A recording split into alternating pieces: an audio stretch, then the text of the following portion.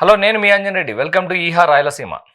ఈరోజు మనతో పాటు మాజీ ఎంపీ తలార్ రంగయ్య గారు ఉన్నారు. అనంతపురం జిల్లా మాజీ ఎంపీ ఆయన. అనంతపురం సెగ్మెంట్ నుంచి గతంలో ఎంపీగా పనిచేశారు. మొన్న ఎలక్షన్లో ఎమ్మెల్యేగా పోటీ చేసి రెండో స్థానంలో నిలిచారు. తలార్ రంగయ్య గారు, వెల్కమ్ టు మై షో అండి. రంగయ్య గారు, మీరు గతంలో గవర్నమెంట్ ఆఫీసర్గా, గ్రూప్ 1 ఆఫీసర్గా చాలా రకరకాల వ్యవస్థల్లో పనిచేశారు. అంటే చాలా జౌలి శాఖలో పనిచేశారు, మున్సిపల్లోనూ పనిచేశారు, రకరకాల డిపార్ట్మెంట్స్లో పనిచేశారు, పాలిటిక్స్లో కూడా ఎంపీగా పనిచేశారు. ఏంటి ఈ రెండింటిని మీరు ఎలా చూస్తారు? అంటే ఏది బాగుందంటారు మీ దృష్టిలో? గ్రూప్ 1 ఆఫీసర్గా మంచిగా ఉందా, లేకపోతే పాలిటిక్స్ బాగుందా? నాకైతే రెండు బాగున్నాయి. ఎందుకంటే నేనేం దాన్ని రెండింటిని విడిగా ఎప్పుడు చూడలేదు. అదొక పబ్లిక్ సర్వీస్ లాగానే ఫీల్ అయ్యాను. అదొక జీవితంలో ఒక ఎక్స్పీరియన్స్ కావచ్చు, లేదా ఒక అవకాశం కావచ్చు, ఒక అనుభవం అట్లా అరుదుగా వస్తుంది చాలామందికి. ఒకే ఆఫీసుల్లో అక్కడ ఫైల్తో చూసి అక్కడ కూర్చొని మాట్లాడి మళ్ళీ అదే ఆఫీసులని మెయింటైన్ చేయడం అనేది అది చాలా అరుదుగా వస్తుంది. ఉదాహరణకి ఒక చిన్న ఉదాహరణ చెప్తాను. ఇప్పుడు ఒక ఆఫీసర్గా నేను అనంతపురికి పరిచయం అయింది ఎన్ఆర్ఈజిఎస్. ఒక ఎన్ఆర్ఈజిఎస్ ఇంప్లిమెంటేషన్ ఆఫీసర్గా ఫస్ట్ వెళ్ళాను. ఫస్ట్ దేశంలో ఎన్ఆర్ఈజిఎస్ పెట్టినప్పుడు అనంతపురం నుంచి స్టార్ట్ అయింది కాబట్టి నన్ను స్పాట్ చేసి నన్ను ఐడెంటిఫై చేసి ప్రకాశం నుంచి, నేను ఒంగోలులో పనిచేస్తుంటాను ఇప్పుడు మరకప్పుడు, అక్కడ నుంచి మా ఆఫీసర్స్ తీసుకెళ్ళి అక్కడ పోస్టింగ్ ఇచ్చారు. అప్పుడు ఏంటి, ఉపాధి హామీ బహుశా దేశంలో మొదటి కార్డు ఇచ్చింది మేమే అయింటాం. అవును, స్కీమ్ అక్కడే స్టార్ట్ అయింది. చాలా సీనియర్ ఆఫీసర్స్ ఉండేవాళ్ళు, కె రాజు గారు కానీ, మా పీడీలు కానీ అందరు. ఆ స్థాయి నుంచి మళ్ళీ నేను అదే ఎన్ఆర్ఈజిఎస్ని పార్లమెంటు స్థాయిలో, దేశ స్థాయిలో పార్లమెంటు స్టాండింగ్ కమిటీ మెంబర్ నేను. ఎంత వేరే పంచాయతీలో ఉపాధి హామీలో పొలం గట్లలో పనులు, వర్క్ సైట్స్ దగ్గరికి తిరిగినవన్నీ ఎలా జరుగుతున్నాయి, కూలీలు ఎలా ఇస్తున్నారు, అన్ని విషయాలు, వాళ్ళ వర్క్ సైట్ ఎమ్యూనిటీస్ కానీ, వాళ్ళకు సౌకర్యాలు కానీ అలా చూసిన దగ్గర నుంచి మళ్ళీ దేశంలో ఎన్ఆర్జిఎస్కి బడ్జెట్ ఎంత కేటాయిస్తున్నారు, ఏ రాష్ట్రంలో ఎలా జరుగుతుంది, ఆ రాష్ట్రాల్లోకి వెళ్ళి చూసింది. జమ్మూ కాశ్మీర్ నుంచి కేరళ వరకు, అండమాన్ కూడా వెళ్ళి దాని మీద చూసినది. అట్లా అర్థం కదా దేనికదే. నాకేమి అది చాలా బాగుందని కానీ ఇది బాగాలేదని కానీ నాకు పెద్దగా అనిపించదు. దానికి కారణం ఏంటంటే నా లైఫ్లో ఏం పెద్ద తేడా రాలేదు, నేను అలాగే ఉన్నా. ఎన్ఆర్జిఎస్ అంటే మన అనంతపురం జిల్లా ఫస్ట్ స్టార్ట్ అయినప్పుడు కూలీలకు ఉపాధి హామీ పథకం 100 రోజుల పథకంతో స్టార్ట్ చేశారు. మీరు దానికి ఆఫీసర్గా ఉన్నారు. అక్కడ ప్రాబ్లమ్స్ ఉంటాయి, మీకు తెలిసి ఉంటాయి. కూలీ పెంచాలనో లేకపోతే నెంబర్ ఆఫ్ డేస్ పెంచాలని మీరు అన్ని గ్రౌండ్ లెవెల్లో అబ్జర్వ్ చేసి ఉంటారు. మరి మీరు స్టాండింగ్ కమిటీలోకి వెళ్ళినప్పుడు ఇవన్నీ కూడా మీకు అక్కడ యూజ్ అయ్యి అంటారు? చాలా యూజ్ అయ్యాయి కదా. అసలు ఆఫీసర్లు, ఆ స్టేట్ ఆఫీసర్లు వచ్చినప్పుడు ఇంత డెప్త్గా క్వశ్చన్స్ ఎలా వస్తాయి అనేది, అంటే వాళ్ళు కొన్ని విషయాల్లో చాలా గొప్పగా చెప్తారు. నేను వాటిని రెండో కోణం నుంచి చూస్తాను. ఉదాహరణకి కేరళలో చీఫ్ సెక్రటరీ వాళ్ళు ఏం చెప్పారంటే, ఉమెన్ పర్సంటేజ్ మా దగ్గర 80% ఉంది, చాలా గొప్పగా పనిచేస్తున్నారు అని చెప్పారు. దేశంలో ఇది హైయెస్ట్, ఇది రికార్డ్ అని చెప్పారు. నేను వాళ్ళకి ఏం చెప్పానంటే, ఇది రికార్డు కాదు, మీరు చాలా బర్డన్ పెడుతున్నారు ఉమెన్స్ మీద. ఎందుకంటే వాళ్ళ ఇంటి పనులు వాళ్ళే చేయాలా, మళ్ళీ వచ్చి పొలం పనులు వాళ్ళే చేయాలా. మీరు ఇలా ఒత్తిడి చేయకపోయి ఉంటే వాళ్ళు ఈ పనులకు వచ్చి ఉండేవాళ్ళు కాదు. మీ రాష్ట్రానికి బడ్జెట్ కావాలని, మీ జిల్లా కలెక్టర్కి జిల్లాకు బడ్జెట్ కావాలని వాళ్ళ మీద ఒత్తిడి తెస్తున్నారు. రాష్ట్రం, దేశం అంతా 50% ఉమెన్ ఉంటే, కొన్ని చోట్ల ఇంకా 40% ఉంటే, యావరేజ్ 45-49 మధ్యలో ఉంటుంది. ఈడ ఎందుకు 80% ఉంది? మగవాళ్ళకి జీతాలు ఎక్కువ, కూలీలు ఎక్కువ, ఆడవాళ్ళకి తక్కువ కాబట్టి మీరు వచ్చి చేయిస్తున్నారని చెప్పారు. లేడీస్తో చేయిస్తే అప్పుడు కాశ్మీర్లో నాతో పాటు ఒక రాజ్యసభ ఎంపీ ఉండేటట్టు ఆయనకు బాగా అర్థమైంది. బాగా అర్థమై మేమిద్దరము తిరిగిన తర్వాత మా కమిటీ మెంబర్లకి అంతా వ్యూ అర్థమైపోయింది, మీరు ఎలా తీసుకొచ్చి చేయిస్తారు అని. వాళ్ళు స్వచ్ఛందంగా రావాలా, అది డిమాండ్ ఫర్ వర్క్. ఎవరికైతే పనులు లేవో, ఎవరైతే డిస్ట్రెస్లో ఉన్నారో, ఎవరైతే అడుగుతారో వాళ్ళకి పనులు కల్పించాలి. అంతేగాని మీరు పనులు తీసుకోవడం కోసం, బడ్జెట్ను తెచ్చుకోవడం కోసం ఇలా చేస్తున్నారని నేను చెప్పాను రోజు. అది చెప్తే వాళ్ళు దాన్ని ఒప్పుకోవాల్సి వచ్చింది. ఎందుకంటే అక్కడ యావరేజ్ దాదాపు 1500-2000 ఉంటుంది పర్ డే కూలీ. అవును, వీళ్ళు 700-750 ఇస్తారు. మన దగ్గర 200-250 కంటే ఉండదు. అవును, ఎండల కాలంలో 10% పెంచిన. ఎన్ఆర్జిఎస్లో కూడా చాలా లూప్ హోల్స్ ఉన్నాయండి. మీ అబ్జర్వ్ చేసి ఉంటారు మీరు స్టాండింగ్ కమిటీలో. దీన్ని వ్యవసాయానికి అనుసంధానం చేయాలనేది ఒక డిమాండ్, మేజర్ డిమాండ్. ఎందుకంటే వ్యవసాయంలో కూలీలు దొరకపోవడానికి కారణం కూడా జాతీయ ఉపాధి. రకరకాల సమస్యలు చూసేదాన్ని బట్టి ఉంటుంది. ఒకటి ఏంటంటే గుర్తుపెట్టుకోవాల్సింది, రైతుల నుంచి ఆలోచన చేసినప్పుడు అది నిజమే అనిపిస్తుంది. విషయం ఏమిటంటే కూలీలు దొరకకపోవడానికి ఎన్ఆర్జీఎస్ కారణం కాదని నేను గట్టిగా నమ్ముతాను. కారణం ఏంటంటే శారీరక శ్రమ చేసే వాళ్ళే తగ్గిపోయినారు. మేము చిన్నగా ఉన్నప్పుడు దిగుడు బావుల్లోకి వెళ్ళి నీళ్లు తీసుకొచ్చేవాళ్ళం, వాస్తవం. చేదేడు బావుల్లోకి వెళ్ళి మంచినీళ్ళు తెచ్చేవాళ్ళం, వాడకానికి దిగుడు బావుల్లోకి వెళ్ళి తెచ్చేవాళ్ళం, రెండు విడివిడి బావుల్లోకి వెళ్ళి తీసుకొచ్చేవాళ్ళం. ఇప్పుడు ట్యాపులు తిప్పుతారు, కిచెన్లో అయినా తిప్పుతారు, డ్రాయింగ్ రూమ్లో కూడా. ఎవరు అవతలకి వెళ్ళి వీధిలోకి వెళ్ళి బకెట్ తెచ్చే వాళ్ళు కూడా లేరు. అట్లా గ్రైండర్లు కావచ్చు, అన్ని విషయాల్లోనూ కూడా శారీరక శ్రమ తగ్గిపోయింది. ఇది లేకపోయినా వాళ్ళు పోయడం తగ్గించారు. రెండో విషయం ఏంటంటే మనం గుర్తుపెట్టుకోవాల్సింది, ఎన్ఆర్జీఎస్ని ఎట్లా అర్థం చేసుకోవాలంటే, పార్లమెంటు నుంచి పంచాయతీకి డబ్బులు అది కోట్ల రూపాయల్లో వస్తున్నాయంటే ఆ స్కీమ్ ఒక్కటే. ఓకే, ఆ స్కీమ్ ఒక్కటే, వేరే స్కీముల ద్వారా తీసుకురాలేవు. ఇప్పుడు ఎంతో డెవలప్మెంట్ జరుగుతుంటుంది ఈ దేశంలో. డెవలప్మెంట్ స్టోరీ ఏంటంటే డివైడ్ ఉంది ప్రజలకిను సామాన్య ప్రజలకి. ఒక్క వ్యక్తి లక్షల కోట్లు, ఉదాహరణకు చెప్పాలంటే ఒకే వ్యక్తి 6-7 రాష్ట్రాలకు సంబంధించిన సంపద ఉంది ఈ దేశంలో. ఒక్క వ్యక్తి దగ్గరే ఉంది, ఒక్క వ్యక్తి సంపాదనే ఉంది. ప్రజలకి ఏముంది? ప్రజలు చాలా తక్కువ. ఇంకొకటి కూడా ఆలోచన చేయాల్సిందంటే, కేవలం కార్డు ఉన్నందుకు మీరు డబ్బులు ఇవ్వట్లేదు, జాబ్ కార్డు ఉన్నందుకు డబ్బులు ఇవ్వట్లేదు, వర్క్ చేస్తున్నందుకు ఇస్తున్నారు. అది మనం గుర్తుపెట్టుకోవాలి. కనీసం రాజశేఖర రెడ్డి గారు చెప్పారు, అవినీతి జరుగుతుందంటే కనీసం పోతున్నాడా పొలం దగ్గరికి, చేస్తున్నాడా ఎంతో కొంత, చేయకుండా నువ్వేమన్నా ఇంట్లో కూర్చోబెట్టిస్తున్నావా? లేదు కదా. అదే మిగతా పథకాలు చూసుకుంటే, సరే ఇప్పుడు ఈ గవర్నమెంట్ వచ్చి అన్ని పథకాలు ఎత్తేసింది, అది వేరే విషయం. ఇప్పుడు చేనేత ఉంది, చేనేత కార్డు ఉంటే ఇస్తున్నారు. ఓకే, డ్రైవర్ ఉన్నాడు, కార్డు ఉంటే ఇస్తున్నారు. టైలర్ ఉన్నాడు, టైలర్ అయితే ఇస్తున్నాడు. ల్యాండ్రీ వాడు ఉన్నాడు, అయితే ఇస్తున్నాడు. కానీ కూలివాడైనందుకు నువ్వు డబ్బులు ఇవ్వట్లేదు. సరే, ఇంకొక మాట కంప్లీట్ చేయాలని నేను, ఎందుకంటే అది డెప్త్ ఉన్నది. ఇంకోటి ఏంటంటే, రైతు కాబట్టి డబ్బులు కాబట్టి సెంట్రల్ గవర్నమెంట్ ఇస్తుంది, స్టేట్ గవర్నమెంట్ ఇస్తుంది. అది 13,500 మనం ఇచ్చాము, వాళ్ళు 20,000 ఇస్తామన్నారు. రైతు అయినందుకే ఇస్తుంది, పంట పెట్టినందుకు కాదు, ఇంకో దానికి ఇంకోది. కానీ ఒక రకంగా చెప్పాలంటే రైతు చాలా కష్టాల్లో ఉన్నాడు, దాన్ని నేను ఒప్పుకోవాల్సిందే. ఇది కాదు చేయాల్సింది, అనుసంధానము ఇది కాదు. దాని మీద నాకు మారుతుంది, రైతు జీవితాలు మారుతాయని నేను అనుకోవట్లేదు.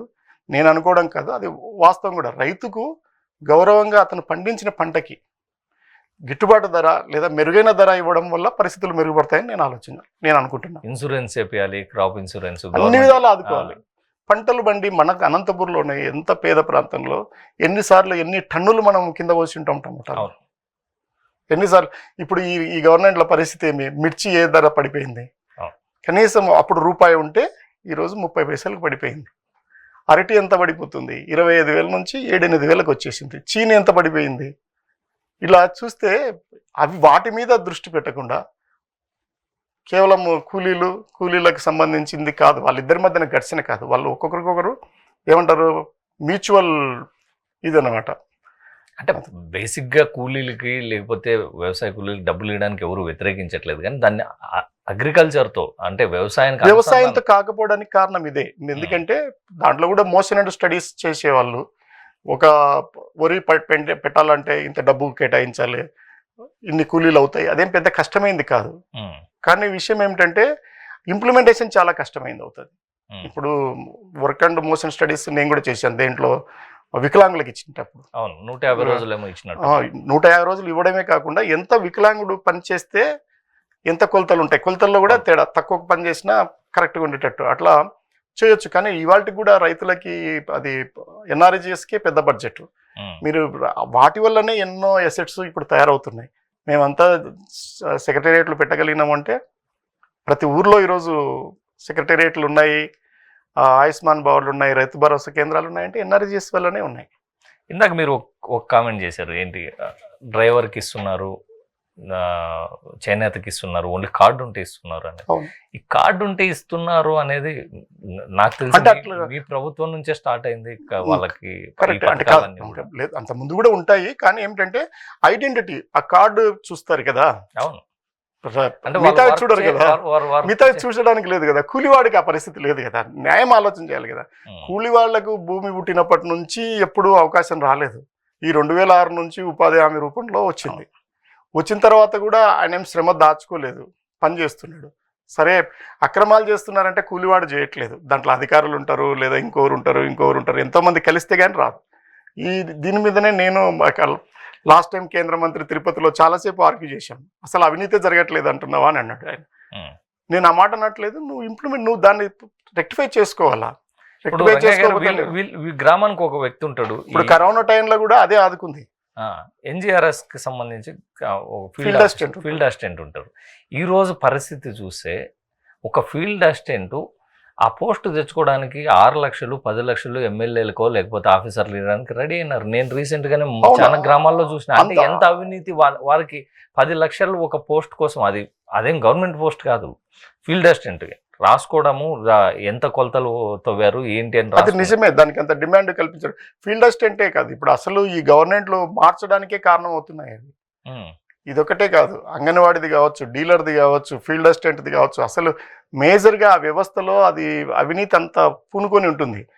వీడు ఎందుకు నాకు ఓటేయడంటే, ఈ గవర్నమెంట్ మారాలనుకుంటాడంటే, మళ్ళీ మారితే ఫీల్డ్ అసిస్టెంట్ మాకు ఇస్తారు, మారితే మాకు డీలర్ ఇస్తారు, మారితే మాకు అంగన్వాడీ ఇస్తారు అనే దాని మీదనే ఎక్కువ మంది ఆలోచన చేస్తారు. సార్ ఫీల్డ్ అసిస్టెంట్లో అంత ఉంటుందా? 10 లక్షలు వాడు ఇన్వెస్ట్ చేసి ఆ పోస్ట్ తెచ్చుకుంటున్నాడంటే 2 సంవత్సరాలు అంత ఉంటుంది. అంటే ఏదైనా ఎందుకు ఉంటుంది, వాడు ఎంత దిగజారితే అంత ఉంటుంది.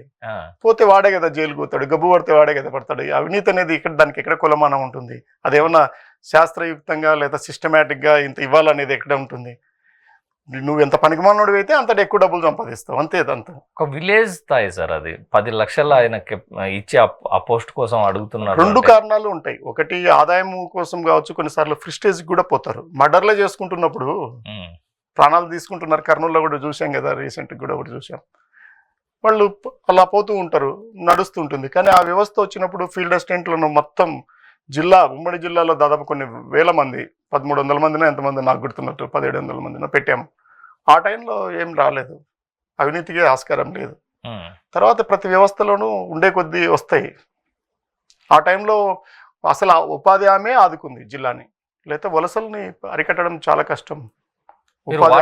వాటర్ షెడ్ మేనేజ్మెంట్ కూడా మీరు 6 years అంటే నేను ఉపాధి హామీలోనే చేశాను. వాటర్ షెడ్ అంటే అది వేరుంటుంది, దాంట్లో భాగంగా ఉంటుంది. కానీ అది డోమా కింద ఉండేది, ఇది ఎన్ఆర్జీ సపరేట్ ఉండేది. కానీ హెడ్ ఒకరే ఉండేవారు, కలెక్టర్ గారి కిందనే ఉండేది. వాటర్ షెడ్ మేనేజ్మెంట్ కూడా సపరేట్ ఉండేది. అంటే వాటర్ షెడ్లు తీసుకున్నప్పుడు ఉపాధి హామీ డబ్బులు ఇచ్చినప్పుడు లేదా వర్క్ చేసినప్పుడే అది నా దృష్టికి వచ్చి అది నేను చూశాను. Watershed development programme, integrated watershed development programme అని అవి వేరే ఉండేటివి. వాళ్ళు వేరే వాళ్ళు చూసేవాళ్ళు. రంగయ్య గారు, మీరు తెలంగాణలోను ఆంధ్రాలోను మున్సిపల్ కమిషనర్లుగా పనిచేశారు. వరంగల్ మున్సిపల్ కమిషనర్గా పనిచేసినారు, అనంతపురం మున్సిపల్ కమిషనర్గా, హిందూపూర్ మున్సిపల్ కమిషనర్గా పనిచేశారు. అంటే ఈ గవర్నమెంట్ జాబ్ అనేది ఎలా ఉంటుంది అనేది మీకు తెలుసు. లోకల్ ఎమ్మెల్యేస్ కానీ ఎంపీస్ కానీ వీళ్ళతో కలిసి పనిచేయాలి, వర్క్ ప్రెజర్స్ ఉంటాయి. అప్పుడు మీరు ఎంపీ అయినాక అప్పుడున్న ప్రాబ్లమ్స్కి మీరు కూడా వాళ్ళ మీద ఫోర్స్ చేసేవాళ్ళ? ఎలా మీ మీద ఏమైనా ఫోర్స్? నాకు అవసరం ఉండేది కాదు. అంటే నాకు అసలు నా ఫోర్స్ని వాళ్ళు ఫీల్ అయ్యేవాళ్ళు కాదు. ఒకవేళ నేను ఫోర్స్ పెట్టినానంటే అది జునైన్ అయితేనే పెట్టగలిగేవాడిని. ఎందుకంటే నాకు నెక్స్ట్ క్వశ్చన్ వచ్చేది అంటే, సార్ మీకు తెలియదు ఏముంది అంటారు. అవును, నేను అడగకూడనివి అడగలేను కదా వాళ్ళని. అవును, అడిగినానన్న తర్వాత అడగగలిగినవి అడిగింటాను కాబట్టి వాళ్ళు చేసి తీరాల్సిందే కదా. చేయలేనప్పుడు వచ్చి చెప్పేవాళ్ళు ఈ కారణం వల్ల చేయలేము అని, ఏదన్నా పొలిటికల్గా ఇది ఉంటే. మిగతా విషయాలు ఏమి ఇబ్బంది నేను అడిగేవాడిని. నాకు 2 తెలుసు. మనిషి ఆఫీసర్ పని చేయలేకపోతే 2 కారణాలే ఉంటాయి. ఒకటి ప్రెజర్ ఉండొచ్చు, 3 ఉండొచ్చు. ప్రెజర్ ఉండొచ్చు, ఫండ్స్ పైసలు ఉండకపోవచ్చు, లేదా పేపర్ ఉండకపోవచ్చు, అంటే జీవోలు కానీ. ఆ 3 అతని బాధ్యత లేనప్పుడు నేను అతన్ని ఏం అనడానికి కూడా లేదు కదా. అవును, ప్రెజర్ ఉంటే అది వ్యక్తిగత మాది సంబంధించింది. ఫండ్స్ లేనప్పుడు ఫండ్స్ గురించి నేను ఆలోచన చేసేవాడిని. పైన నుంచి డిపార్ట్మెంట్ల నుంచి రాగలిగితే అవి, లేదంటే నేను ఎంపీ ల్యాడ్స్ ఇవ్వడానికి వీలుండేది. ఇప్పుడు మీరు ఈ తెలంగాణలోను ఆంధ్రాల్లోనూ పనిచేశారు. మీకు బాగా సాటిస్ఫై ఇచ్చిన ప్లేస్ ఏది? అంటే ఏ వర్క్లో మీరు బాగా సాటిస్ఫై, ఇది నేను ప్రజలకు చేయగలిగాను బాగా నా పరిధిలో అని? అంటే ఇప్పుడు నేనైతే చాలా రోజులు, అంటే చాలా ఉన్నాయి. మొట్టమొదట చెంచు ఏరియాలో మార్కాపురంలో వెళ్ళి గ్రూపులు చేసిన పద్ధతి, నల్లమల్లకొండల్లో, ఈవెన్ పాలుట్ల, చెంచుగూడాల నుంచి నాకు అప్పట్లో నక్సలిజం కూడా చాలా పీక్ పీరియడ్లో ఉండేది. అది నేను మార్కాపూర్లో ఫ్యామిలీ ఉండేది. పొద్దున్న లేస్తే దోర్నాల, పుల్లల చెరువు, ఎర్రగొండపాలెం అట్లా తిరగాల్సి వచ్చేది. నా దగ్గర మంచి టీం ఉండేది. వీళ్ళు కాకుండా నా దగ్గర చెంచు నుంచే పిల్లలు ఉండేవాళ్ళు, సిఎఫ్లు అనేవాళ్ళం, కమ్యూనిటీ ఫెసిలిటేటర్స్ అని. ఆ రోజుల్లో ఒక్కొక్కరికి నేను 1000 రూపాయలు ఇచ్చేవాడిని. అట్లా 54 మంది ఉండేవాళ్ళు. ప్రతి గూడెం నుంచి నాకు మనుషులు ఉండేవాళ్ళు. గ్రూపుల్లో అలాగే ఉండేవాళ్ళు. ఎంబీకేలని ఒక పెద్ద సైన్యం లాగా ఉండేది రూరల్ డెవలప్మెంట్లో. అక్కడ అది చాలా అంటే నేను నిరూపించుకుంది అక్కడే. అక్కడ వచ్చిన తర్వాతనే నాకు ఎన్ఆర్ఈజీఎస్ బెస్ట్ అవైలబుల్ ఆఫీసర్ ఎవరు రూరల్ డెవలప్మెంట్లో అని చూసి నన్ను అక్కడ నుంచి తీసుకొచ్చారు. అంతకుముందు అయితే నెల్లూరులో చేశాను, అక్కడ నోడల్ ఆఫీసర్ అందు. కానీ చాలా వరకు ఎక్కడికెక్కడ ఏ రోజుకు ఏ నెలకు ఆ నెలకు అసైన్మెంట్ బేసిస్ చాలా తృప్తిగానే ఉండింది జీవితం. ఎక్కడ అసంతృప్తి కానీ, ఎక్కడ ఇబ్బందులు పడినట్టు కానీ, ఉద్యోగంలో ఇబ్బందులు పడ్డట్టు కానీ ఎక్కడ ఏమి నా మనసులో రికార్డ్ అయ్యలేవు. ఎక్కడికి వెళ్ళినా మళ్ళీ మనం చేసిన పనులు కనిపిస్తుంటాయి, మాట్లాడుతుంటారు. మనతో కలిసి పనిచేసిన వాళ్ళు వేల మంది పనిచేశారు. ఇప్పుడు కూడా జిల్లాలో రాష్ట్రంలో పరిస్థితి ఏంటంటే ఇక్కడ కానీ అక్కడ కానీ నాతో కలిసైనా చేసింటారు, నా దగ్గరైనా పనిచేసింటారు, లేదా నేను వాళ్ళ దగ్గరైనా చేసింటారు. ఇంకొక 5-6 ఏళ్ళు ఉంటే పరిస్థితులు మారుతాయి కానీ ఇంకొక 5 ఏళ్ళ వరకు ఈ వాతావరణమే ఉంటుంది, ఇబ్బంది లేదు. అంటే చాలా ప్రాంతాల్లో మీ ఫ్రెండ్సే ఉంటారు ఇప్పటికి కూడా, ఆఫీసర్స్ కొలీగ్స్ ఉన్నారు, వాళ్ళందరూ సీనియర్ స్థాయికి వచ్చారు, రాష్ట్ర స్థాయికి వచ్చేసారు. ఒక మంచి పొజిషన్లో ఉన్నారు మీరు, ఆఫీసర్గా కావచ్చు, పీడీ స్థాయిలో ఉన్నారు. ఎందుకు పాలిటిక్స్ అంటే ఇంట్రెస్ట్ ఉందా, లేకపోతే పొలిటికల్గా ఎందుకు రావాలనిపించింది మీకు? అంటే నాకు అదొక అవకాశంగా వచ్చింది, అడిగి ఉన్నారు. ఎక్కడైనా ఇప్పుడు బాస్ అడిగినప్పుడు నేను మళ్ళీ తిరిగి డిస్టిక్ ఆ టైంలో నాకు అడిగిన టైం ఏంటంటే 12, 13, 14 ఆ టైంలో 12, 13 ముఖ్యంగా 13, 14 టైంలో నన్ను అడిగిన టైము. నాకు అప్పటికి డిస్టిక్ లెవెల్లో నాకు తెలుసు, నేను 14, 15 సంవత్సరాలు సర్వీస్ ఉండింది, చేశాను, పనిచేశాను జిల్లాలో. ఇంకా నాకు జిల్లాలో పోస్టింగ్ ఉండదు, మళ్ళీ స్టేట్కి వెళ్ళాలా. స్టేట్కి వెళ్ళినప్పుడు మళ్ళీ బాస్ ఎవరు ఉంటారు, మళ్ళీ అదే కదా. మళ్ళీ ఇప్పుడు ఎక్కడైనా వాళ్ళ దగ్గర పని చేయాల్సిందే కదా, అక్కడ కూర్చొని చేస్తే ఇక్కడ కూర్చుంటే చేస్తేమనే భావన ఒకటి వచ్చింది. అందువల్ల 14లో ఒప్పుకున్నాను, కానీ పోలేదు. మళ్ళీ 19లో అంటే 19 కాదు 17లోనే మళ్ళీ పిలిచారు, పిలిస్తే వెళ్ళాను. 2 సార్లు పిలిచిన తర్వాత 2వ డిసైడ్ ఏంటంటే పోతే ఇప్పుడు పోవాలా, ఇంకా 3వసారి పిలవకపోవచ్చు అని. రాజకీయాలు అంటేనే ఖర్చుతో కూడుకున్న పని, డబ్బులు మీకు తెలిసిందా, రాజకీయం చేయాలంటేనే ప్రతిరోజు డబ్బులు ఉంటేనే రాజకీయం చేయగలరు. మరి ఆర్థికంగా అన్ని వనరులు మీ దగ్గర ఉన్నాయి అప్పట్లో లేవు, ఇప్పటికి కూడా లేవు. అది కానీ విషయం ఏంటంటే అదొక కోణమే. ఓకే, ఇప్పుడు ఎలా ఉంటుందంటే ఏదైనా కానీ కూడా నేను ఎలా చూస్తానంటే, నా క్యారెక్టర్ లేకపోతే ఎవరు తెచ్చిస్తారు, క్యాష్ లేకపోతే నీలాంటి వాడు ఎవడన్నా లోపలికి కాంపౌండ్లోకి వేయచ్చు. అవును, అది సులువే, ఇది సులువు కాదు కదా. క్యారెక్టర్ ఇస్ ఇంపార్టెంట్ అయితే నాకు ఇదొకటే ఉండింది, అది ఇంపార్టెంట్ కాలేదు.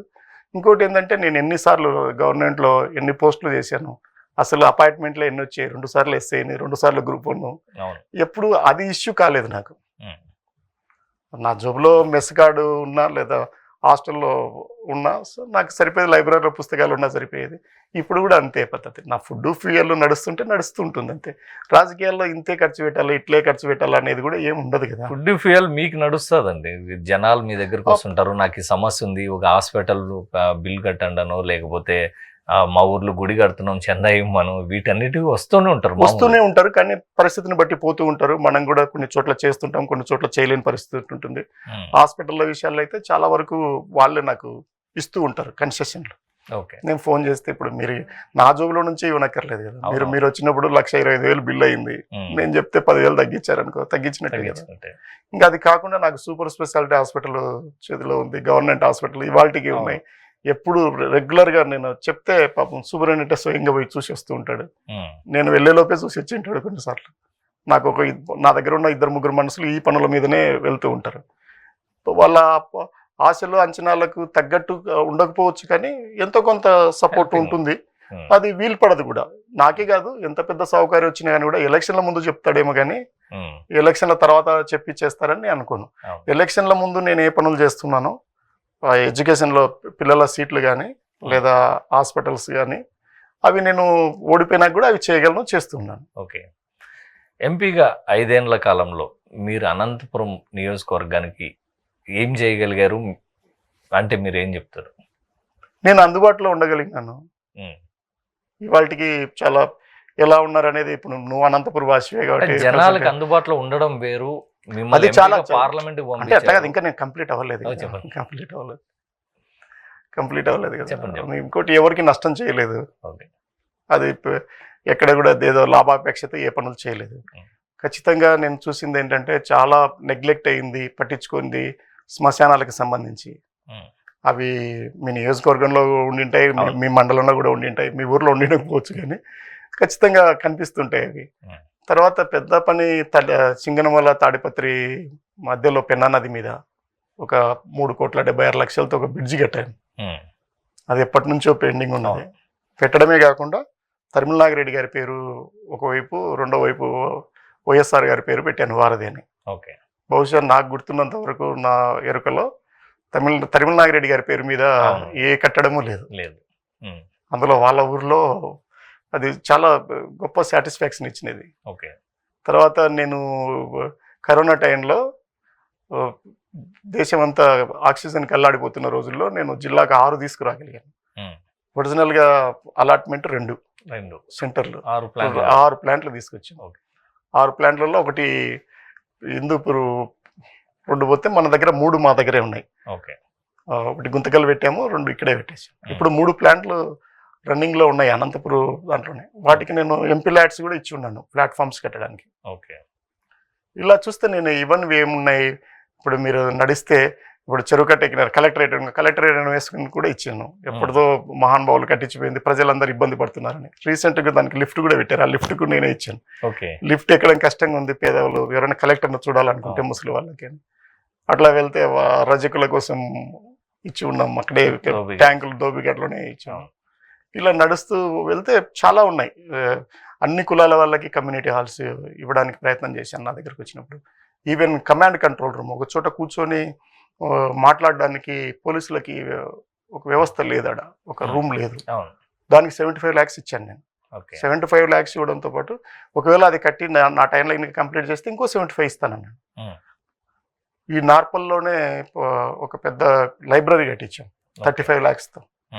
బెలుగుప్పలో డాక్టర్లు చెట్ల కింద పని చేసుకుంటుంటే పశువు డాక్టర్లకు వాళ్ళకి బిల్డింగ్ లేక, ఉన్న బిల్డింగ్ పడిపోయి చెట్ల కింద చాలాసార్లు చూస్తే వాళ్ళకు 30 lakhs పైన ఇచ్చి అక్కడ పశువుల ఆసుపత్రి కట్టాం. ఇలా చూస్తే చాలా ఉన్నాయి. అడిగిన వాటికి, అనుకున్న వాటికి. ఒక వ్యక్తి తాడిపత్రిలో చిన్న, నా కొడుకు కంటే కూడా చిన్న వయసు అంటే అంతే వేసే ఉండొచ్చు, 2 కాళ్ళు ట్రైన్ కింద పెడితే ఆ అబ్బాయికి 14 lakhs ఖర్చు పెట్టాము అతనికి. 14 lakhs ఒక్క వ్యక్తి మీద పెట్టి చేశాను. అంటే ఒక వ్యక్తి దగ్గర నుంచి ఒక వ్యవస్థ, అందరూ ప్రజలు 27 గ్రామాలు ఉపయోగించుకునే తరిమల బ్రిడ్జి కూడా కట్టగలిగినాం. ఇలా నేను వెళ్తున్నప్పుడు నా దృష్టికి వచ్చినప్పుడు చాలా డిపార్ట్మెంట్లకి, మిగతా వాటికి నేను నిధులు కేటాయించగలిగినాను. అవి కంప్లీట్ కూడా అయినాయి. ప్రజలు వాటితో చూస్తున్నారు, దాని ఫలితం కూడా చూస్తున్నారు. ఎంపీ అంటే మీకు కొన్ని నిధులు ఉంటాయి, వాటిలో మీరు అడ్జస్ట్ చేస్తున్నారు. కానీ రాష్ట్ర సమస్యలని మీరు పార్లమెంట్లో ప్రస్తావించి రాష్ట్రానికి కావచ్చు, నియోజకవర్గానికి కావచ్చు, సపరేట్గా ఫ్యాక్టరీలు కావచ్చు, లేకపోతే ఉపాధి కల్పించే అంశాలు. మన అనంతపురం జిల్లా అంటేనే చాలా వెనుకబడిన జిల్లా. అదే మీరు ప్రశ్న వేసే కొద్దీ నాకు మైండ్లోకి వస్తున్నాయి, నేనేం కాంట్రిబ్యూట్ చేశాను అనేది. ఇది ఒక అవకాశం కూడా నాకు. ఇప్పుడు కిసాన్ రైలు ఉంది, రాష్ట్రానికి ఏం దేశానికే ఉపయోగం. నేను దాన్ని తీసుకొచ్చినాను. నా స్థాయి ఎంత, నేను ఫస్ట్ టర్మ్ ఎంపీని. దాంతో నాకు పోటీ పడిన వ్యక్తి గడ్కరీ గారు జస్ట్ 700 kilometers తీసుకుపోతే నేను 2,500 kilometers తీసుకుపోయాను రైలుని.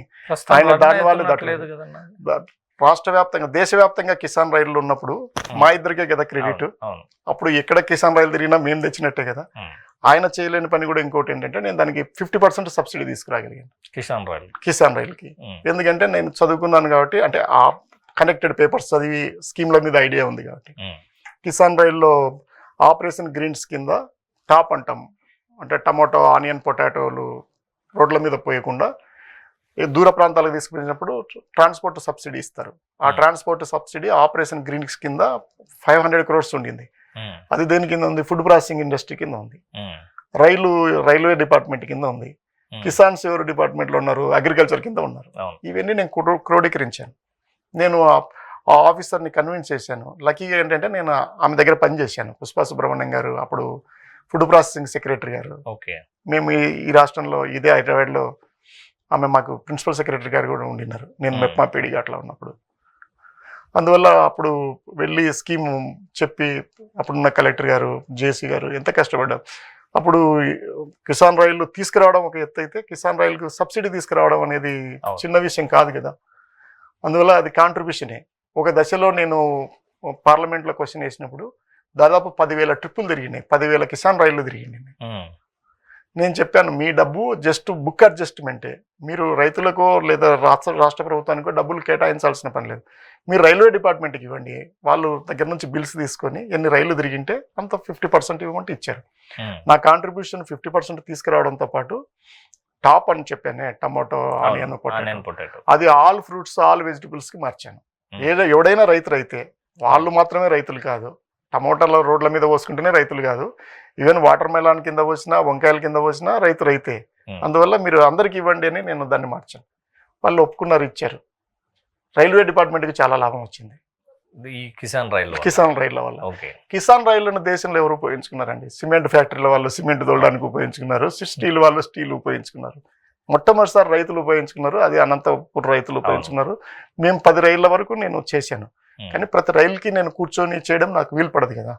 రైల్లో ఇంకోటి కూడా నేను చేసింది అంటే టైం టేబుల్ రైలు. అది ఈ రోజు పోయి డిమాండ్ చేసినా రైలు వచ్చి నిలబడుతుంది. అంటే టైం టేబుల్ రైలు అంటే రైలు పోతుంటుంది, ఎక్కడ ఎక్కకపోవడము, టికెట్ కొనుక్కోవడం అది మీ ఇష్టం. మళ్ళీ సపరేట్ వేయాల్సిన పనిలే రైలు. అది టైం టేబుల్ రైలు కింద నేను బోర్డులో మార్పిచ్చాను. అందువల్ల ఈ రోజు డిమాండ్ చేసినా అది ఉంటుంది, రైలు వస్తుంది. అంటే తాడిపత్రి నుంచి స్టార్ట్ అయ్యింది. తాడిపత్రి నుంచి నా టైంలోనే అయింది. తాడిపత్రి నుంచి ఎందుకు స్టార్ట్ అవుతుంది నడుస్తుంది అంటే తాడిపత్రి నుంచి డిమాండ్ ఉంది కాబట్టి, ముఖ్యంగా అరటికి డిమాండ్ ఉంది. ఆ డిమాండ్ కూడా ఎక్కడ ఉంది, అది డైరెక్ట్ JNPT పోతుంది. అంటే జవహర్లాల్ నెహ్రూ పోర్ట్ ట్రస్ట్ అని బాంబేలో పోర్టుకి వెళ్తాయి. పోర్టుకి ఎందుకంటే అక్కడ నుంచి దుబాయ్ వెళ్తాయి. అందువల్ల దాన్ని వాడుకుంటున్నారు. ఇంకా మిగతా ట్రక్ డ్రైవర్లు లాబీ మాఫియా అంతా నడుస్తూ ఉంటుంది, మార్కెటింగ్ మాయాజాలం ఉంటుంది కాబట్టి అవి అంత సులువు కాదు, పేపర్ మీద ఉన్నంత సులువు కాదు, నడుస్తుంటుంది. ఒక ఫుడ్ ప్రాసెసింగ్ యూనిట్ కింద అనంతపురం తేగలిగిందంటే అంత దూరం. అవును, నేను స్వయంగా ఒక 10 lakhs దాకా 10 కాదేమో 7 or 6 ఎంతనో పెట్టాం. మార్కెట్ యార్డ్లో కూడా పెట్టి ఉన్నాం టమోటాల కోసం. అవ్వలేదు. ఇంకా యంగ్స్టర్స్ రావాలి, ఎంటర్ప్రినర్స్ రావాలి, వాటి మీద ఇంకా టెక్నాలజీ పెరగాలి, శ్రమ పెరగాలి. అవ్వలేదు. నేను దాంతోనే DFRL అని ఉంటుంది, డిఫెన్స్ ఫుడ్ రీసెర్చ్ ల్యాబొరేటరీ అని, మైసూరుకి వెళ్ళాను నేను స్వయంగా. వెళ్ళి సైంటిస్టులను అడిగితే వాళ్ళు నాకు సపోర్ట్ చేశారు. వాళ్ళేం అంటే మన మీద ఏం కాస్ట్ చేయలేదు. వాళ్ళు టెక్నాలజీ ఇచ్చారు, కొంత ఎక్విప్మెంట్ ఇచ్చారు, పెట్టాం కానీ నడవలే. ఇప్పుడు మీరు చెప్తున్నారు టమాటాలు రోడ్ల మీద పోస్తారు, అదే మీరు ఒక ఫుడ్ ప్రాసెసింగ్ యూనిట్ ఉండి దాన్ని ప్యూర్ తయారు చేసే కెపాసిటీ ఉండింటే ప్యూర్ ఏం పౌడర్ కూడా చేయొచ్చు కానీ చెప్తున్నాము అది అవ్వట్లేదు. ఎవరైనా ఇప్పుడు కొత్త ఎంటర్ప్రినర్స్ వచ్చేసి చూడాలా, లేదా నేనే ఖాళీగా ఉన్నాను కాబట్టి పెట్టుకోవాలా, పెట్టి చేయాలా. ఎంపీగా మీరు ఉన్నప్పుడు రాష్ట్రానికి రావాల్సిన నిధుల గురించి కానీ, మనం విభజన చట్టంలో హామీల గురించి కానీ మీరు పోరాడారా? విభజన చట్టంలో రాయలసీమ ప్రత్యేక ప్యాకేజ్ నాకు తెలిసి మళ్ళీ రికార్డ్స్ చూసుకుంటే అడగని ఎంపీ ఉండడు.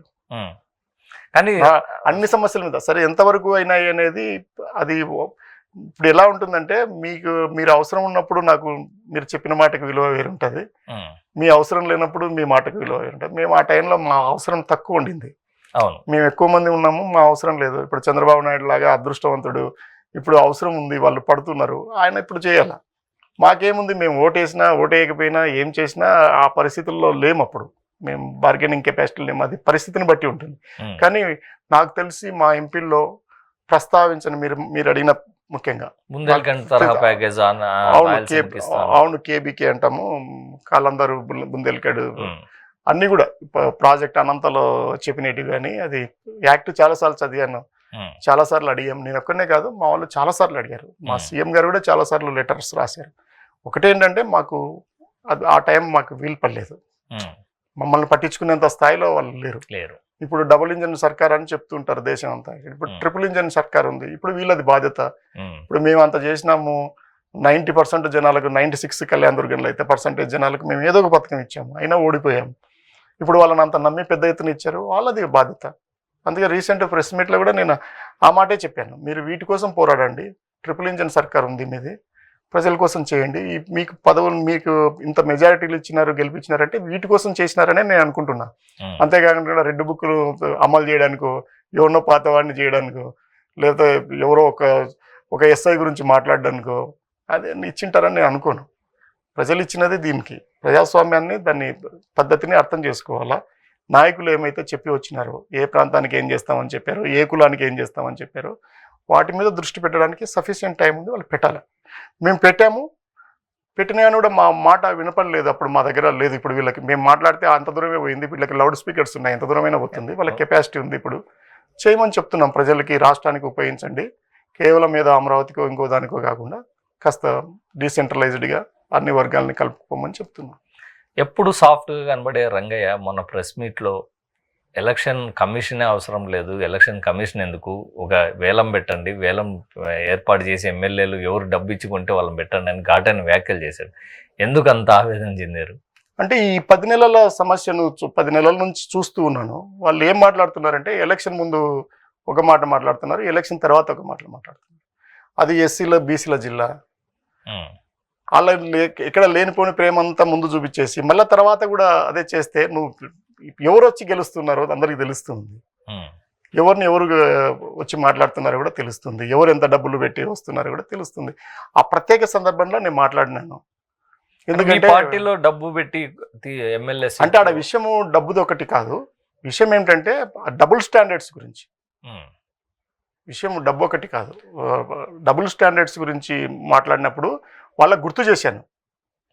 మీరు ఎక్కడ కూర్చున్నారు, ఎవరి కోసం కూర్చున్నారు, ఏం మాట్లాడుతున్నారు, ఇంతకుముందు ఏం మాట్లాడినారు, ఇప్పుడు ఏం మాట్లాడుతున్నారు, ఎవరు వీళ్ళంతా, ఏం వచ్చినారు, ఏం చేసినారని మీరు మాట్లాడుతున్నారు, వాళ్ళు చేయాల్సిన పనులు ఏంటి అనే దాని గురించి మాట్లాడారు.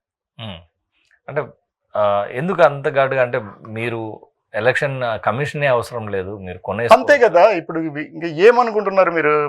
దేనికి సందర్భము బట్టి మాట్లాడినాను, ఆ సందర్భం నిజం కదా, అది వాస్తవమైనప్పుడు. ఎగ్జాంపుల్ గా అనంతపూర్ కళ్యాణదుర్గం ఎమ్మెల్యేని మీరు వాళ్ళిద్దరు ఆయన పక్కన కూర్చొని మాట్లాడున్నారు కాబట్టి, వాళ్ళు వారం రోజులు యుద్ధం ప్రకటిస్తామన్నారు కాబట్టి, రాజకీయ యుద్ధం మా మీద, ముఖ్యంగా మా నాయకుడి మీద. ఓకే, రాజకీయ యుద్ధాలు ప్రకటించడానికి అండి మీకు పదవులు ఇచ్చింది ఇద్దరికి, ముగ్గురికి. కళ్యాణదుర్గం ఎమ్మెల్యేకి, రాయదుర్గం ఎమ్మెల్యేకి, అనంతపురం. మీరు రాజకీయ యుద్ధాలు చేస్తారా? ఏమనుకుంటారు మీరు చేస్తానంటేనే అందరు వచ్చేసి ఇంకా యుద్ధంలో పాల్గొంటారా జనాలంతా? అందులో వారం రోజులు టైం ఇస్తారా? దాని గురించి మాట్లాడాల్సి వచ్చింది. ఓకే, రంగయ్య గారు ఇప్పుడు ప్రజా జీవితంలో ఉన్నప్పుడు అంటే ఎంపీగా పోటీ చేశారు, మొన్న ఎలక్షన్లో మీరు ఎమ్మెల్యేగా ఎందుకు రావాల్సి వచ్చింది? మీరు ఎంపీ కంటే ఎమ్మెల్యే బాగుంటుందా? అట్లేం కాదు, అది పార్టీ నిర్ణయం. మాకు అంటే ప్రతి ఒక్కడికి ఒక ఆర్గనైజేషన్ బిహేవియర్ ఉంటుంది. నాకు మా పై వాళ్ళు ఎలా ఉపయోగించుకోవాలా అనేది వాళ్ళకి సంబంధించింది కదా. నాకు ప్రతిసారి ట్రాన్స్ఫర్ అయిన ప్రతిసారి నా దాంట్లో ఎప్పుడు ట్రాన్స్ఫర్లు లేవు, ఎక్కువ డిప్యుటేషన్లే ఉంటాయి. దాంట్లో రాస్తుంటారు is services at disposal so అని డిపార్ట్మెంట్ అని రాస్తుంటారు. ఇప్పుడు my services are disposal at YSRCP, అంతే. అదే డెసిషన్ తీసుకుంటుంది. దాని బాస్గా జగన్ సార్ డిసిజన్ తీసుకుంటాడు. అంతే, నేను అడిగింది కాదు, అది వాళ్ళే ఎప్పటికైనా నిర్ణయం, భవిష్యత్తులో అయినా వాళ్ళే నిర్ణయం తీసుకుంటారు. మీరు ఎంపీగా ఉన్నప్పుడు మీకు కళ్యాణదుర్గం ఎమ్మెల్యేగా మంత్రిగా ఉన్న ఉషశ్రీ చరణ్ గారికి పడేది కాదు, బాగా డిస్టర్బెన్సెస్ ఉన్నాయి పొలిటికల్గా అనేది ఎంతవరకు? అంటే అది ప్రశ్న పదే పదే వస్తుంటుంది నాకు. నేను అడిగిన వాళ్ళని తిరిగి మళ్ళీ అడుగుతుంటాను, ఏ సందర్భంలో వచ్చింది అని అడుగుతుంటాను. ఏ సందర్భం వచ్చింది? నేను ఎప్పుడు పిలిచేవాళ్ళు కాదు ఆ కాన్స్టిట్యున్సీలో. ఏంటంటే అది పైకి కనిపించే ఉంటుంది, మిగతా చోట్ల కూడా మోరార్లెస్ అలాగే ఉంటుంది. మన వ్యవస్థలు ఎలా ఉన్నాయంటే సౌత్ ఇండియాలో, పర్టికులర్గా ఆంధ్రప్రదేశ్, తెలంగాణలో ఎక్కువ ఎమ్మెల్యేలదే నడుస్తుంటుంది. ప్రజలు కూడా అట్లా అలవాటు పడిపోయి ఉంటారు. అంటే మీరు ఎందుకు రానియరు అంటే కాబోతున్నారు, నన్ను రానివ్వకపోవడం అనేది ఉండదు. ఒకవేళ ఎవరు కూడా, మొన్న కూడా చెప్పినాను కదా, మొన్న ప్రెస్ మీట్లో కూడా చెప్పాను. ఇప్పుడు బహుశా నేను ఏకంగా తమిళనాడుకి వెళ్ళి ఒక జెండా తీసుకొచ్చి నా కారుకు పెట్టాను. ఇప్పుడు జెండా తిరుగుతూ ఉంటుంది నేను వెళ్తూ ఉంటే. నన్ను ఎవరు ఏ గ్రామానికి కూడా, ఏ నియోజకవర్గం కూడా నేను పోతే ఎవరు రావద్దండి. ఎందుకంటే నేను వాళ్ళకి చేసే చెడు ఏముండదు. మొదటిది, నేను పార్టీకి కానీ ప్రజలకు కానీ చెడు చేసేటోడు ఏం కాదు. అసలు ఉషశ్రీ చరణ్తో మీకు విభేదాలే లేవా? విభేదాల్లో అందరితో అంటే అన్ని చోట్ల డిగ్రీలో తేడా ఉంటుంది, కానీ మీరు అడిగినంత పరిస్థితి నాకు ఆడ ఏమి లేదు. నేను ఒక సందర్భం చెప్పండి, నేను ఎప్పుడైనా పబ్లిక్గా నాకు ఈ విషయంలో ఆమెతో గొడవ అయిందని కానీ, లేదా ఆమె గొడవ చేసింది నా పని ఎప్పుడు ఉంది చెప్పండి. అంటే మీరు నెక్స్ట్ ఎమ్మెల్యే పోటీ చేస్తారు అనే ఉద్దేశంతో వాళ్ళు అట్లనే ఉన్నారు. చివరికి అదే జరిగింది. అదే జరిగింది. మరి దానికి నేనేం చేస్తాను? అంటే మీ బ్యాక్గ్రౌండ్ ప్రిపేర్ చేసుకుంటున్నారు ఆ కాన్స్టిట్యున్సీ. నాకు ఎమ్మెల్యేనే పెద్ద ఇష్టం లేనప్పుడు, నాది అది కానప్పుడు, నాకే అప్పచెప్పిన పని నేను చేయాలనుకుంటున్నప్పుడు నాకేముంటుంది చెప్పండి? అంతేకాకుండా ఇన్ని డిపార్ట్మెంట్లలో, ఇన్ని జిల్లాలలో నేను అసలు ఆఫీసే లేని పరిస్థితుల్లో నేను మొట్టమొదటి పోస్టింగ్ నాదే, పేపర్ ఒక్కటే వస్తుంది నా చేతికి. అలాంటి చోట్ల నేను వెళ్ళి ఆఫీసులు సెటప్ చేసుకొని నేను నా ఎట్లా ఉంటుంది, నా బాడీలో నా మైండ్ ఎలా తయారై ఉంటుంది? ఇప్పుడు ఎందుకంటే ఎన్ఆర్ఈజీఎస్ తీసుకోండి, నా ముందు మీకు ఎలా ఉంటుందంటే, ఇప్పుడు మిమ్మల్ని ట్రాన్స్ఫర్ చేసో లేదా మీ ఉద్యోగానికి మీరు వెళ్ళిపోతే ఏ కారణం చేతన తర్వాత వచ్చినోడికి అందరికి మీరు మైక్తో సహా అన్ని కుర్చీలతో సహా ఇవ్వగలుగుతారు. అవును. మొదట పెట్టుకున్న మిమ్మల్ని మీరే కొత్తగా పెట్టుకోవాల్సి వచ్చినప్పుడు మీ కుర్చీ మీరే చూసుకోవాలా, మీ టేబుల్ మీరే చూసుకోవాలా, మీ అటెండర్ని మీరే పెట్టుకోవాలా, అన్నీ మీరే చూసుకోవాలి కదా. అలా జీవితంలో నేను కొత్త డిపార్ట్మెంట్లు, నేను అంటే అంతకుముందు లేని డిపార్ట్మెంట్లు అవి ఎన్ఆర్ఐజిఎస్ మొట్టమొదటిసారి వస్తే నేను దానికి ఆఫీసర్. దాని తర్వాత మెప్మా అనే మున్సిపాలిటీలో ఎస్హెచ్జీలను చూడడానికి మెప్మా పీడీగా క్రియేట్ అయితే నేను కడపకి మొట్టమొదటి పీడీని. ఇలా వస్తూ ఉంటే ఇంకా మీకు చూడండి ఎలా ఉంటుందో. దాంట్లో నేనే వెళ్ళి చూసుకోవాలా వేరేటివి ఏముంటాయి. ఇప్పుడు స్కిల్ డెవలప్మెంట్లోకి వచ్చినప్పుడు కొత్త డిపార్ట్మెంట్, నా టైంలోనే అది రూరల్ డెవలప్మెంట్ నుంచి స్కిల్ డెవలప్మెంట్లోకి వెళ్ళింది. అక్కడ నేను మొదటి ఆఫీసర్ని. ఇలా జీవితంలో 4-5 వాటిల్లో నేను మొట్టమొదటిసారి నేనే అయ్యాను. అక్కడ ఏమి ఉండవు, ఒక పేపర్ ఒకటే ఉంటుంది. వెలుగు, మళ్ళీ ఇంకోటి కూడా మర్చిపోయాను, వెలుగు ప్రాజెక్టు కూడా. ఓకే. వెలుగు అంటే నేను పనిచేసిన 21 సంవత్సరాల్లో 14-15 సంవత్సరాలు ఈ డిపార్ట్మెంట్లలోనే చేశాను. వీటిల్లో మొట్టమొదట సూట్ కేసు పట్టుకొని ఎవరో ఒక్కరు ఉంటారు పక్కన, డ్రైవర్ కానీ ఇంకొకరు కానీ వెళ్ళి అవి ఏర్పాట్లు చేయాలి. వెలుగు ప్రాజెక్టు మార్కాపూర్లో పెట్టినప్పుడు కూడా నేను సిరికల్చర్ ఆఫీస్ను కలెక్టర్ అనుమతితో ఆక్యుపై చేసుకొని దాంట్లో పెట్టాను. అందువల్ల వెలుగు, ఎన్ఆర్ఐజిఎస్, వరుసగా మెప్మా, స్కిల్ డెవలప్మెంట్ అన్నీ కూడా కొత్త. ఒక్క హ్యాండ్లూమ్స్ అండ్ టెక్స్టైల్స్ ఈ మున్సిపాలిటీలే పాతవి, అన్నీ కూడా కొత్తవి. అట్లా అలవాటు పడిపోయినాం మేము. మీరు ఆఫీసర్గా అలవాటు పడి ఒక సాఫ్ట్నెస్గా హ్యాండిల్ చేయడం వల్ల ప్రజల్లో ఎక్కువ ఇన్వాల్వ్ కాలేకపోయారు. ప్రజలు కూడా మిమ్మల్ని ఒక ఆఫీసర్నే చూశారు. ఎంపీగా కానీ ప్రజల్లో మామూలుగా ఎమ్మెల్యేలు ఇప్పుడు వాళ్ళకి ఏమి తక్కువ చేసాము, వాళ్ళకి అందుబాటులో లేమా, లేదా వచ్చిన వాళ్ళకి ఏమైనా పనులకు ఏమైనా డబ్బులు తీసుకొని చేసినామా, లేకపోతే ఎవరినైనా ఎట్లా ఉండాలా, గుంపులు పోతూ ఉండాలా, దిగి జరగండి అని నేను ఎలా నమ్ముతానంటే, పాలిటిక్స్ అంటే ప్రజెంట్ అదే ట్రెండ్ కదా. ఆ ట్రెండ్ 4-5 కార్లు పోవాలి. కరెక్ట్ చెప్పారు. ఇప్పుడు జనారణ్యంలో అన్నిటికీ ఆవరణ వ్యవస్థ, ఎకాలజీ ఉంటుంది. ఇటు ఉండొచ్చు, అటు ఉండొచ్చు, ఒకే పని ఎలాగైనా చేయొచ్చు. ఇప్పుడు రామగిరి ఎలక్షనే తీసుకుంటే, రామగిరి ఎలక్షన్ అలా కూడా చేయొచ్చు. నేను కూడా 13 మందిని కాపాడుకున్నాను. 13 మందిని ధర్మస్థలం పంపించినాడు. 14 మందిలో 13 మంది ఉండినారు. నేను ఏర్పాటు చేసుకున్నాను. మాకు చేయనిది లేదు. పోతూ ఉంటే కిడ్నాప్ చేశారు ఒకరిని, లోపలికి పోతే చించేశారు పేపర్లు. అది కాకుండా ఎలక్షన్ ఆఫీసర్కే స్ట్రోక్ వచ్చింది. హైలైట్ కాలేదంటే నేను పని అదేముంటుందంటే, నాకు జీవితంలో ట్రైనింగ్లో మేము నేర్చుకుంది ఏంటంటే, మా బాసులకు తలనొప్పి తీసుకురాకూడదు. అవి మన లెవెల్లోనే ఉండి దాన్ని రెక్టిఫై చేసుకొని రిజల్ట్ మాత్రమే చూపాలనే పద్ధతికి మేము అలవాటు పడిపోయాం. ఓకే. మా కలెక్టర్కి పదే ఫోన్లు చేసి, లేదా మా రామగిరి ప్రత్యర్థులు, రామగిరిలో ఉన్న పరిస్థితులు వేరు, కళ్యాణదుర్గం ప్రత్యర్థులు అట్లా కాదు. ఇప్పుడు మీరు బుక్రాసముద్రం వాళ్ళు, మీకు బుక్రాసముద్రంకి సింగనమలకు ఉన్నంత దూరమే ఉంటుంది. మీరు ఇలా మ్యాప్ ఇలా చూసి అలా మైండ్లో అట్లా ఫిక్స్ అయిపోయారు. కానీ కంబదూరికిను రామగిరికిను పక్కన వంకనే అడ్డం పెన్నా. ఓకే. ఏం లేదు. ఇంకా చెప్పాలంటే వాళ్ళతో కంటే ఇక్కడ ఉన్న వ్యక్తి ఇంకా బలవంతుడు, ఆర్థికంగా బలవంతుడు, డబ్బులు ఇవ్వగలను. అవును, ఇంకా చేసిన వాళ్ళు కూడా తక్కువ వాళ్ళు కాదు కదా. ఇప్పుడు ఏమి డబ్బులు లేను. అక్కడికంటే ఇక్కడ పేదవాళ్ళు ఎంపీటీసీలు, అక్కడికంటే ఇక్కడ 12 మంది లేడీస్, 2 జెంట్స్, 14 అంటే 13లో 12 మంది లేడీస్. ఓకే. అందువల్ల ఏం తక్కువేం కాదు. ఒక పనిని ఎలా చేయాలా, చేసుకుంటూ వెళ్ళాలా అనే దాని మీదనే ఇష్యూ. అందువల్ల నాకు ఇలా అలవాటు అయిపోయింది. అంతేకాకుండా ఇంకోటి ఏంటంటే, జనారణ్యం ఎలా ఉంటుందంటే, ఇప్పుడు అడవి ఉంటుంది. అడవి సింహాలది, పులులదే కాదు, జింకలది, కుందేళ్ళది కూడా. రంగయ్య కూడా అంతే. ఏమన్నా అనుకోండి, కానీ అన్నిటికీ వీలు ఉంటుంది. అట్లాంటి వ్యవస్థ ఉంటుంది. ఇప్పుడు నడపలేదా నేను 7 ఇంకోటి ఏంటంటే, నేను గట్టిగా నమ్మేది ఏంటంటే, నేను చదువుకున్న వాటిల్లో కానీ నాకున్న అవగాహనతో కానీ ఇప్పుడు ఒక్కటే వచ్చాను. నేను డ్రైవర్ ఉంటే చాలా చిన్న ఎగ్జాంపుల్ మీరు చెప్పారు. అట్లా కాదు, మీరు ఆ క్వశ్చన్ రిజర్వ్ చేసుకొని నాది కంప్లీట్ చేయనివ్వండి. చెప్పండి. ఒకటి ఏంటంటే, రాయలసీమ లాంటి జిల్లాల్లో ధైర్యంగా ఒక్కరు తిరిగితే మనం ఎట్లా కంఫర్ట్గా ఉంటాం. గొడవలు పెట్టుకున్న తర్వాత, వాడిని కొట్టిన తర్వాత, లేదా మనం కొట్టించుకున్న తర్వాత ఏమైపోతుంది, మనం గుంపులతో వాల్సి వస్తుంది. ఆ పరిస్థితులు ఎందుకు తీసుకురావాలా? మనం ఆ పనులు ఏమున్నాయో ఆ పనులు చేసుకుంటూ పోతే కదా, వాళ్ళు చేయనిస్తే కదా అని మీరు అంటారు. దానికే స్ట్రాటజీ అవసరం పడుతుంది. నేను కంబదూరులో ఏ పెద్ద నాయకులు లేడు, పార్టీ నడిపింది అంతే. పార్టీలోనే నడిచినాము. నేను కూడా స్పాట్లో లేను. నేను అదే పని మీద ఉన్నాను. చాలా వారం రోజుల నుంచి ఉన్నాను. కొన్ని కిలోమీటర్ల దూరంలో ఒక ఇంట్లో కూర్చొని నడిపించాను. జరుగుతున్నదంతా అనుకున్నాను. ఎప్పటికప్పుడు దానికి రెక్టిఫై చేసుకుంటూ ఉన్నాం. కరెంటు పోవడం దగ్గర నుంచి, కిడ్నాప్ దగ్గర నుంచి అన్నిటికీ మేము టీంలో పెట్టుకున్నాం. ఎత్తుకపోతానే ఏ రూట్లో పోతున్నాడు, మళ్ళీ ఎన్నికి తీసుకురండి. ఆఫీసరు ఇదైనాడు, వెంటనే కలెక్టర్కి చేసికి ఫోన్ చేయడం, మళ్ళీ సెకండ్ ఆఫీసర్ని పెట్టుకోవడం. ఇప్పుడు ఒక్కసారి వాయిదా పడితే నాత కాదని నాకు తెలుసు. అవును, ఒకసారి వాయిదా పడితే అందువల్ల నేను పనికి ప్రాధాన్యత ఇచ్చాను. సరే, ప్రచారం అంటే ఇప్పుడు నన్ను కూడా చాలా మంది రాష్ట్రంలో కనుక్కోలేరు. అప్పుడప్పుడు మీలాంటి వాళ్ళు ఇట్లాంటి వీడియోల్లో పెట్టినప్పుడు కూడా కింద ఎవరు అని అడుగుతుంటారు. అది నాకు పెద్ద ముఖ్యం కాదు. మాకు ఆఫీసర్లుగా మేము నేర్చుకున్నది, ట్రైనింగ్లో నేర్చుకుంది ఏంటంటే మనం ఒక టీంతో పనిచేస్తాము. అది క్రెడిట్ అంతా బాస్కి వెళ్తుంది, మా కలెక్టర్ గారికి వెళ్తుంది. నేను పనిచేస్తే మా డిపార్ట్మెంట్లో సెక్రటరీలకు వెళ్తుంది. ఇప్పుడు మా బాస్కి వెళ్తాయి. అంతేగాని మనమే రావాలా, ప్రచారాలు రావాలంటే దాని డిస్టర్బెన్స్ అది ఉంటుంది. ఈ పని ఎక్కడో వెళ్ళిపోతుంది, అది ముందుకు వస్తుంది, తర్వాత కాదు. ఇందాక అడవి అన్నారు, అడవిలో పులులు ఉంటాయి, సింహాలు ఉంటాయి, జింకలు ఉంటాయి, కుందేళ్ళు ఉంటాయి అన్నారు.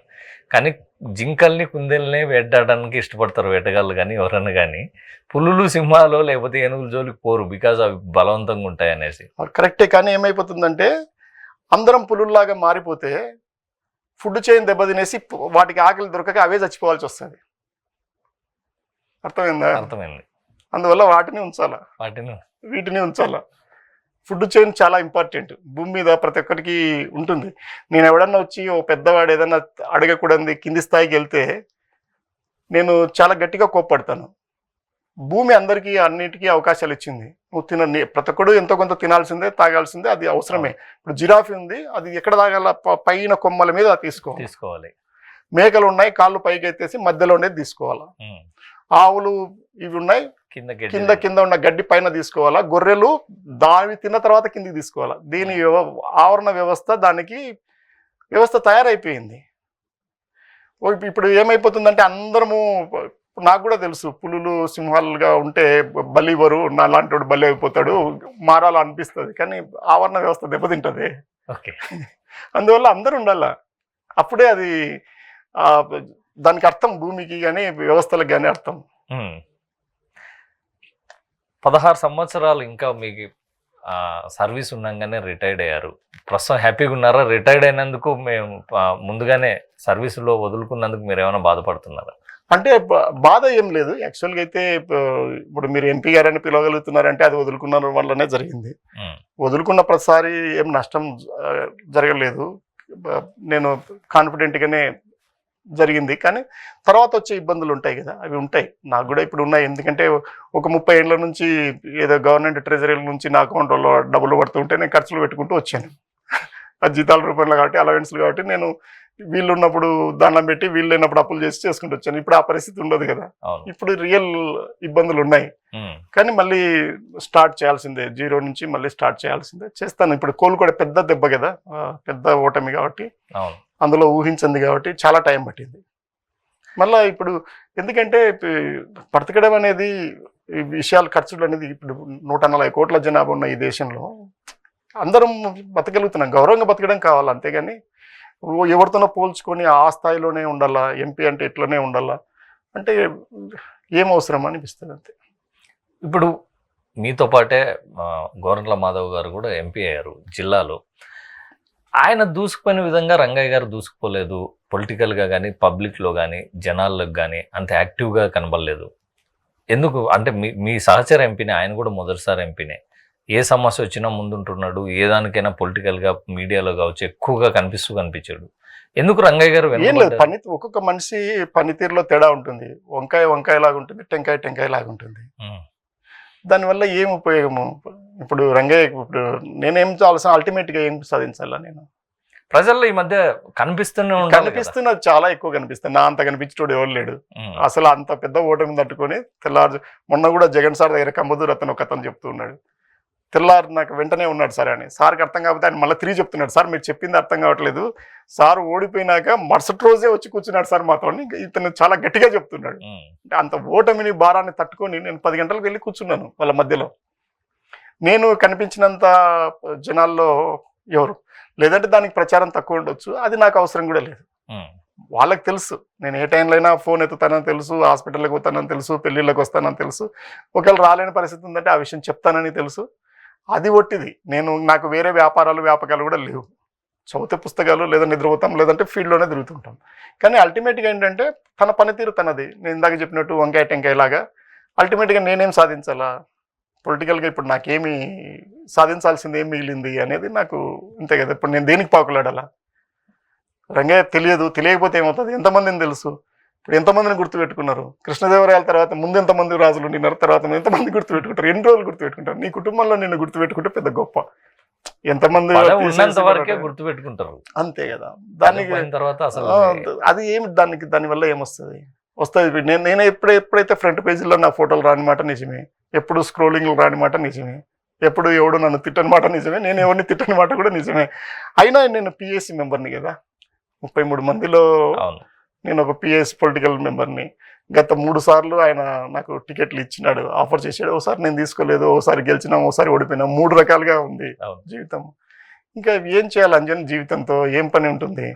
వచ్చేసి ఇప్పుడు పెడతాము ఎంతమందికి అంటే ఆ టైం కానీ ఆ డబ్బులు కానీ మిగతావి కానీ శ్రమ ఎంత వృధా అవుతాయి అందరికి మనసు. మనం ఎందుకు వాటితో ఉపయోగపడే పని ఉందా? నేను గట్టిగానే నిలబడుతాను. ఇప్పుడు మలనూరులో చెక్ ఇవ్వడానికి ఒప్పుకోలేదు, 2 రోజులు ఎలక్షన్ అయిపోయిన 2 రోజులు నేను వదిలిపెట్టలేదు.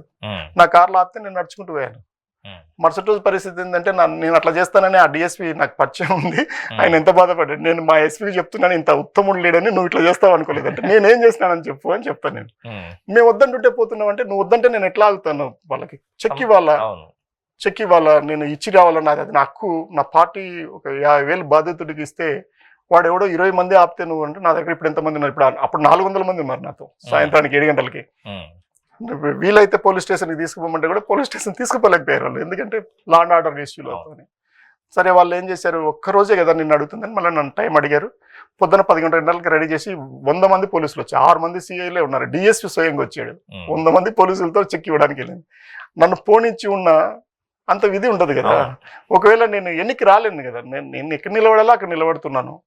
ఇప్పుడు 13 మందిని ఎంపీటీసీలో నిలుపుకోవడం కూడా అంత చిన్న విషయం కాదు. ఎప్పుడు మీ ఇంట్లో డబ్బులు పెట్టిన తర్వాత, నీకు ఎంపీపీ పదవి ఇస్తానన్న తర్వాత కూడా నువ్వు నిలబడుతున్నావు అంటే అది పార్టీ నుంచో జగన్ సార్ నుంచో ఎంతో కొంత రంగయ్య మీదనో ఎంతనో ఉంటేనే కదా అది నడిచింటది. కానీ దానికి ప్రచారం రాలేదు అంటే వాళ్ళకి ఇవ్వాల్సిన గౌరవం ప్రతి చోట చెప్పాను. ఇప్పుడు మీతో కూడా చెప్తున్నాను, జగన్ సార్తో కూడా చెప్పాను. వాళ్ళు హ్యాపీగానే ఉన్నారు. మా జీవితంలో కంపదూరు ఎంపీటీసీలు అంటే డబ్బుకు లొంగలేదు, 6 లక్షలకు లొంగలేదు, 10 లక్షలకు కూడా లొంగలేదు. ఎంపీపీ పదవి ఇస్తామన్నా లొంగలేదు.